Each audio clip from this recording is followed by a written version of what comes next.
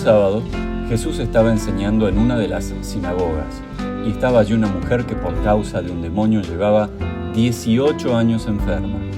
Andaba encorvada y de ningún modo podía enderezarse. Cuando Jesús la vio, la llamó y le dijo: «Mujer, quedas libre de tu enfermedad». Al mismo tiempo puso las manos sobre ella y al instante la mujer se enderezó y empezó a alabar a Dios. Indignado porque Jesús había sanado en sábado, el jefe de la sinagoga intervino, dirigiéndose a la gente: «Hay 6 días en que se puede trabajar, así que vengan esos días para ser sanados, y no el sábado». «Hipócritas», les contestó Jesús, ¿acaso no desata cada uno de ustedes su buey o su burro en sábado y lo saca del establo para llevarlo a tomar agua? Sin embargo, a esta mujer, que es hija de Abraham y a quien Satanás tenía atada durante 18 largos años, ¿no se le debía quitar esta cadena en sábado?». Cuando razonó así, quedaron humillados todos sus adversarios, pero la gente estaba encantada de tantas maravillas que hacía. Libertador de ataduras. Este podría ser el texto de esta predicación. La palabra nudo me remite a mi infancia porque nací y crecí en un lugar muy cercano a ríos y lagunas y aprendí a pescar desde pequeño ya. Siempre había que tener mucho cuidado sobre cómo hacía uno el nudo para atar la tanza al anzuelo o la tanza a la plomada o la tanza a la boya para poder pescar bien. Y también tener mucho cuidado con la gran tanza cuando uno pescaba lejos de la orilla, para que no se enrede y se hagan nudos que tardaba tardes en desenredar. Nudo, atadura, enredo, traba, esclavitud son palabras muy importantes en el texto que vamos a trabajar ahora, pero más que ellas todavía lo son liberar, desatar, quitar cadena, desanudar. Jesús es ejemplo de esto último. Les recuerdo que el Evangelio de Lucas es el Evangelio también para los no judíos. Escrito tal vez entre el 60 y el 70 después de Cristo, presenta a Jesús como profeta del Señor que acciona en favor de su proyecto de liberación, sanidad y cercanía con Dios. Lucas manifiesta un especial interés por los seres excluidos: gentiles, enfermos, mujeres, publicanos, sufrientes, samaritanos, niños, pobres, extranjeros, oprimidos, pecadores. Énfasis e interés que se haré manifiesto en esta narración que trabajaremos ahora, una narración exclusiva de su Evangelio. Comencemos por uno de los primeros elementos que tenemos que mirar en una narrativa: los personajes en la narración. En esta narración vemos a Jesús, versículo 10, y otros más adelante también. Vemos una mujer endemoniada, encorvada, enferma por 18 años. También está Dios como personaje en el versículo 13. Aparece el jefe de la sinagoga y la gente en el versículo 14. Son apenas nombrados como secundarios, muy secundarios, Abraham y Satanás en el versículo 16. Y finalmente en el versículo 17 aparecen nuevamente la gente y los adversarios de Jesús. Un segundo elemento a considerar en toda narrativa es la secuencia, el flujo de esta narración. En los primeros 2 versículos, el 10 y 11, tenemos como la introducción, la presentación, el comienzo de esta narrativa. Es como el escenario en el cual se va a desarrollar la narrativa. Eso, se nos dice, está situado, en este caso, en un día sábado y en el interior de una sinagoga, el lugar donde los judíos van a la adoración y a la exposición de la palabra. Del versículo 12 al 16 tenemos el desarrollo de la narrativa.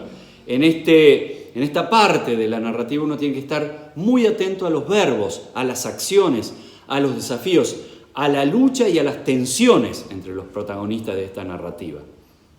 Fíjense los verbos. Jesús vio a una mujer, la llamó, le habló, acciones. Puso sus manos sobre ella, la sanó y la incorporó a la comunidad social. La mujer, fruto de esta acción de Jesús, tuvo estas acciones, se enderezó, quedó sana, y alabó a Dios. El jefe de la sinagoga, al ver la acción de Jesús y estas acciones de la mujer, se indignó por la acción de Jesús de sanar en día sábado y le habló a la gente presente en la sinagoga. Hizo un comentario descalificando la acción de Jesús. Jesús respondió, acá hay un duelo, un desafío, una lucha. Jesús respondió al comentario del jefe de la sinagoga y le habló a la gente. En eso que dijo, clarificó la dignidad, la humanidad de esta mujer, clarificó su situación y su necesidad de liberación más allá de lo que pensaba el jefe de la sinagoga. En el versículo 17 tenemos el cierre de la narrativa o los resultados de la misma, ¿sí? Allí hay dos grupos que se nos mencionan. Los adversarios de Jesús, que será el jefe de la sinagoga, más otros religiosos muy atados al cumplimiento de las tradiciones, que son humillados. Este es un grupo y termina así.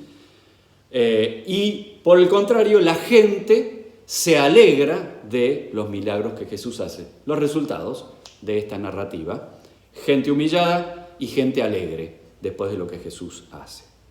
Un tercer elemento a considerar en toda narrativa son las transformaciones que se da en la narrativa, o sea, particularizar ciertos personajes y situaciones en la situación inicial y en la situación final y ver este traspaso, las transformaciones que se desarrollan.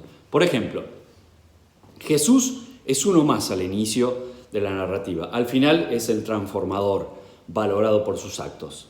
En el principio de la narrativa es desafiado en su honor por el jefe de la sinagoga. Luego de eso, al final, es vencedor de la disputa de honor, ¿sí? La mujer al principio es alguien anormal, enferma y excluida social. Al final es alguien normal, sana e incluida en la comunidad social. Al principio la mujer está poseída e indigna y al final está liberada y digna. En la situación inicial tenemos una escena dominada por la situación religiosa. En cambio, en la situación final tenemos una escena dominada por la humanidad liberadora.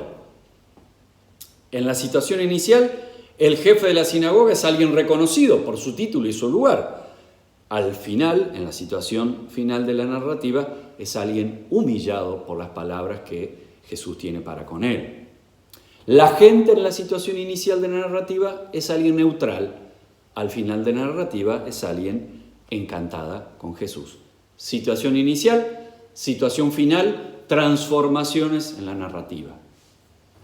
Un último estudio que siempre hago sobre la narrativa son los contrastes en la narración, en cualquier punto de la narración. Por ejemplo, el contraste entre la mujer y el jefe de la sinagoga. La mujer es alguien invisibilizado. El jefe de la sinagoga es un varón y es alguien visible por su lugar. La mujer no habla ni pide nada. El jefe de la sinagoga le habla y le pide a Jesús que se ubique en la situación que están, día sábado. La mujer alaba a Dios al ser librada. El jefe de la sinagoga critica a Jesús por lo que hace. Los contrastes en la narración. La impotencia de Satanás ante la obra de Jesús y la crítica del principal de la sinagoga ante la obra de Jesús. Otro contraste en la narración.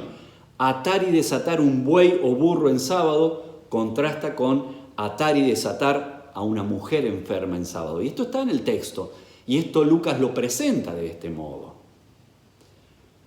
Contraste, la mujer tiene un problema de 18 años. Contraste, el jefe de la sinagoga tiene el problema con un día. Contraste, para el jefe de la sinagoga, el sábado es un día en donde debe clausurarse toda actividad. Contraste, para Jesús, el sábado es la apertura a la salvación de Dios. Contraste entre lo que Jesús dice en esta narrativa. A la mujer quedas libre de tu enfermedad. Al jefe de la sinagoga, hipócrita. Contrastes, elementos interesantes para percibir en el texto que Lucas nos presenta. Finalmente les comparto lo que yo entiendo que es el corazón de texto, la idea exegética de este pasaje. Jesús sanó a una mujer enferma durante 18 años en una sinagoga un sábado. El jefe de la sinagoga objetó tal trabajo como lo consideraban. Jesús puso en manifiesto la incoherencia del jefe de la sinagoga y defendió lo que él hizo desde su lugar de libertador de ataduras de Satanás. Dignificó la persona de la mujer. Los adversarios de Jesús quedaron humillados y la gente encantada con su milagro. Ante esta escena que Lucas nos presenta, percibo que Jesús es liberador de ataduras, pero liberador de ataduras tanto para la mujer como para el jefe de la sinagoga. Pienso que hay lugar para ambas liberaciones en este pasaje, ¿sí? Ambos están atados, ligados a experiencias de enfermedad y falta de plenitud. Existe la posibilidad de 2 milagros en esta narrativa, pero lamentablemente hay uno solo. Con la mujer se da una interacción pacífica. Jesús, sin embargo, con el jefe de la sinagoga hay un trato duro, ya que éste descalifica la acción milagrosa de Jesús en sábado. Pero en ese trato duro de Jesús también hay clarificación y oportunidad de sanidad para el jefe de las sinagogas. De esa claridad y esa sanidad que pueden llevar al arrepentimiento y a la liberación de ataduras. En la mujer la anormalidad física es evidente. En el jefe de la sinagoga no. Es interior y sutil, pero no por eso menos nociva. La mujer tiene un nudo en el cuerpo. El jefe de los sacerdotes tiene un nudo en el corazón. O bien tiene un nudo en ese lugar donde anidan los prejuicios teológicos. La mujer anda enredada con su cuerpo, trabada, encorvada, aplastada por su limitación. El jefe de los sacerdotes anda anudado y anulado, ¿sí?, en su fe, preso de su legalismo insostenible. Ambos pueden encontrarse con aquel que anda erguido en la Palestina del siglo I, compartiendo plenitud de vida y por eso liberando, desatando, rompiendo cadenas, desanudando. La mujer queda liberada. El jefe de la sinagoga, tristemente, no. Me pregunto con ustedes, ¿qué habrá movilizado a Lucas para incluir este texto en su evangelio? Tal vez habrá querido hacer hincapié en el Cristo liberador de situaciones corporales, emocionales y espirituales. Tal vez quiso presentar a un Jesús que rompe las cadenas que atan al ser humano en cualquiera de sus facetas, incluidas aquellas teológicas vinculadas a la fe, a la iglesia, al reino de Dios. Es posible que Lucas haya tenido esta intención. Pienso que las ataduras religiosas son de las más sutiles, difíciles de admitir, profundas y por eso amenazantes para una vida plena guiada por el libertador de ataduras, por Jesús. Quienes predicamos no estamos exentos de ellas. Al contrario, somos de los que más expuestos estamos por nuestro contacto con el texto bíblico y la presentación y enseñanza del mismo. Este pasaje de Lucas nos interroga a nosotros, predicadores, predicadoras, por nuestras enfermedades interiores, derivadas de nuestras tradiciones denominacionales, de nuestras preferencias teológicas, de nuestras interpretaciones legalistas, de nuestros prejuicios. Quienes predicamos, ¿en qué andamos encorvados y atados, como la mujer o como el jefe de la sinagoga? ¿De qué tenemos que ser sanados nosotros, predicadores y predicadoras, por el libertador de ataduras? Tal vez de nuestros prejuicios ante el texto que nos lleva a repetir lo que oímos tantas veces de nuestros mayores, sin tomarnos antes el debido tiempo para estudiarlo profunda y contextualmente? O tal vez tenemos que ser librados de una exégesis excelente, una impecable hermenéutica y una impresionante homilética, pero vacía de la inspiración del Espíritu de Dios.